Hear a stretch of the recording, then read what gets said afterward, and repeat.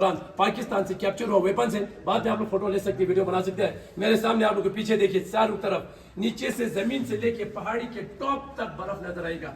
वो हमारा सियाचिन ग्लेशियर का इलाका दिखा रहा है। फिलहाल आप लोग का फोकस हुई जमीन के ऊपर। इसको बोलते हैं इंडियन आर्मी में टेरियन मॉडल या सेन मॉडल। इंडियन आर्मी तब बनाता है जब किसी ऑपरेशन को लॉन्च किया जाता है या उसके बाद किसी को डीप ब्रीफिंग देने जा रहा हूं, जो कि मैं अभी आप लोग यहाँ पे डीप ब्रीफिंग देने जा रहा हूं। कारगिल वॉर शुरू करने से पहले आप लोगों में से एक सर बोलेंगे भारत माता की, बाकी सब बोलेंगे जय। आप लोग तैयार है? चलिए भारत माता को जोर से शुरू कीजिए। भारत माता की जय! भारत माता की जय! थैंक यू सर, आप लोग का जोश बहुत ऊंचा था। आप लोग यहाँ पे 100-200 लोग हैं। इतने सारे लोग मिलके जो भारत माता का आवाज निकाला अभी वो भी भारत माता का। मैं अकेला निकालता हूँ ये आवाज। अच्छा। इस आवाज से यहाँ पे 2 कबूतर सो रहे, नींद से नहीं जगा। भारत माता की जगह से वर्ड से जेब में हाथ डाल के नहीं बोला जाता है, हाथों को फोल्ड करके नहीं बोला जाता है। भारत माता को हमेशा सम्मान करते हैं, हाथों को रेस करते हैं, ऊंची आवाज में 3 बार बोला जाता है, क्योंकि भारत माता से उस जवान को युद्ध के दौरान जोश मिलता है, एनर्जी मिलता है, ताकत मिलता है। वॉर शुरू होने से पहले, वॉर खत्म होने के बाद भारत माता की जय पुकारते हैं। जब तक आप लोग का भारत माता ही ठीक नहीं होगा, 8:30 बजे तक इसी तरह खड़ा रहेगा। किसी का भी हाथ नीचे दिखाई दिया, दिन भर भारत माता पुकारने दूंगा। बाद में नहीं बोलना सर हमें लेट हो रहा। आप लोग की आवाज जो पाकिस्तान बॉर्डर तक जाने जाएगा, इस आवाज से तो नहीं जाएगा। आप लोग में जोश है? जोश, जोश। मुझे इतना जोश चाहिए, वहां से जो लोग आ रहे हैं उधर ही गिरना चाहिए। चलिए शुरू कीजिए दोबारा। देखो सर में कितना जोश है। चलिए सर दोबारा। भारत माता की जय! भारत माता की जय! भारत माता की जय! थैंक यू सर, जय हिंद। भारत माता की जरा भी इस तरह जोश के साथ, सम्मान के साथ बोला जाता है। अभी आप लोगों को मैं यहाँ पे कारगिल वॉर के बारे में ब्रीफिंग करने जा रहा हूँ। आप लोग ध्यान से सुन लेना। सबसे पहले इस टेरियन मॉडल के अंदर जितना भी रेड लाइन में आप दिखा रहा है, ये रोड से, कोई कच्चे रोड, कोई पक्के रोड। इसके अंदर जितना भी ब्लू लाइन में आप दिखा रहा है, ये रिवर से, कोई छोटे रिवर, कोई बड़े रिवर। चाइनीज से 2 बड़े रिवर इंडिया के आ रहा है, एक इंडस रिवर और दूसरा है शिंगू रिवर। उसके बाद पाकिस्तान से इंडिया के रिवर आ रहा है जिसका नाम है शिकारा रिवर, आपके सामने ठीक। उसके बाद इस मॉडल के अंदर कुछ रेड लेटर में कुछ गांवों का नाम लिखा हुआ रेड लेटर में, जैसे कि गुत्तारी, गोन, मटियाल, बिजोदेन, मरोल। ये पीओके का कुछ गांव है जो कि अभी भी इसके अंदर मौजूद है। पीओके क्या होता है?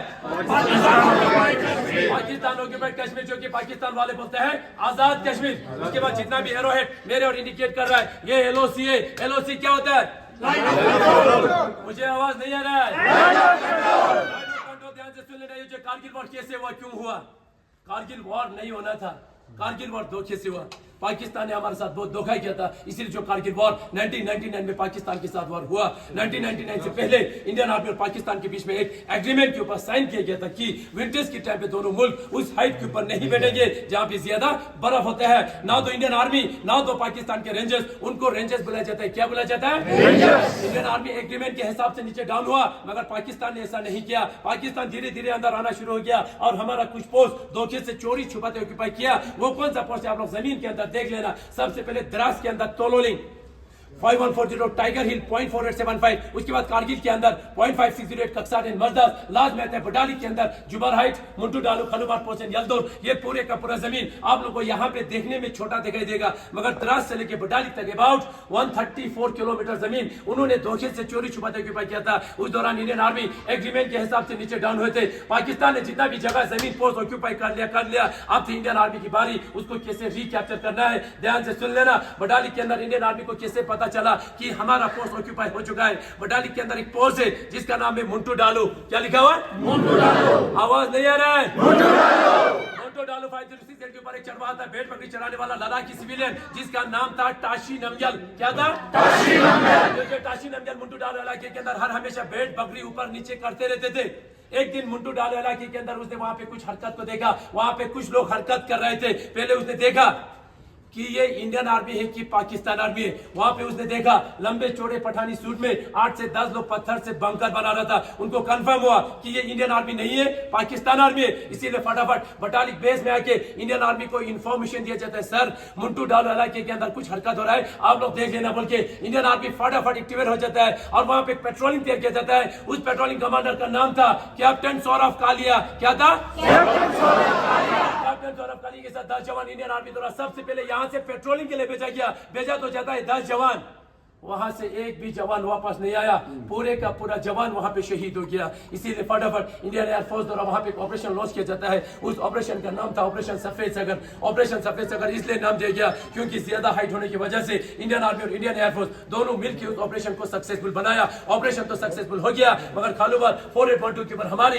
111 गोरखा राइफल का कैप्टन मनोज कुमार पांडे बहादुरी के साथ, ईमानदारी के साथ लड़ते लड़ते वहां पे वो शहीद हो गया। उनकी वीरता को देख के, उनकी बहादुरी को देख के भारत सरकार द्वारा उनको सबसे पहले परम वीर चक्र से सम्मानित किया गया।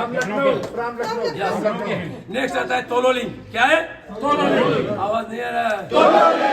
तोलोलिंग मेन था हमारे लिए, बहुत ही जरूरी था। तोलोलिंग क्यों जरूरी था? क्योंकि श्रीनगर से आते समय ये जो रेड लाइन आ रहा है द्रास होते हुए कारगिल, कारगिल से रेड लाइन जा रहा है लेह लद्दाख तक, ये हमारा NH1 है, नेशनल हाईवे। तोलोलिंग के नीचे से आ रहा है, इसीलिए पाकिस्तान की निगरानी में था। अगर आज हम सबसे पहले तोलोलिंग को रिकैप्चर नहीं करते तो आज यहाँ पे कौन होते? ऐसा होने देते?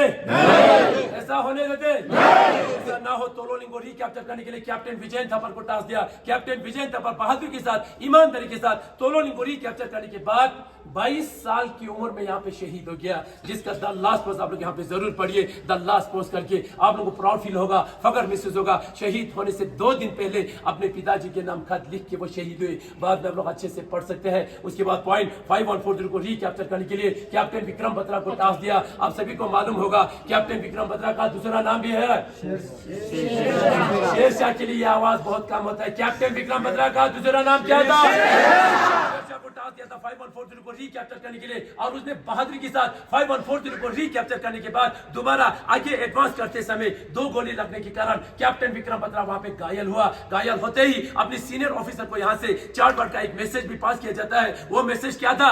ये दिल मांगे मोर बोल के दोबारा 4875 के बढ़ने लगा। 4875 में पहुंचने से पहले कैप्टन विक्रम बत्रा 2 गोली लगने के बावजूद भी पाकिस्तान की 3 बंकर को बर्बाद करके, जैसे कैप्टन विक्रम बत्रा 4875 टॉप में पहुंचने वाला था, अचानक बैक साइड में 5 गोली लगने के कारण कैप्टन विक्रम बत्रा भी वहां पे शहीद हो गया। उनकी वीरता को देख के उनको भी परम वीर चक्र से सम्मानित किया गया। बाकी उसके साथ जितना भी सेना थे, राइफलमैन संजीव कुमार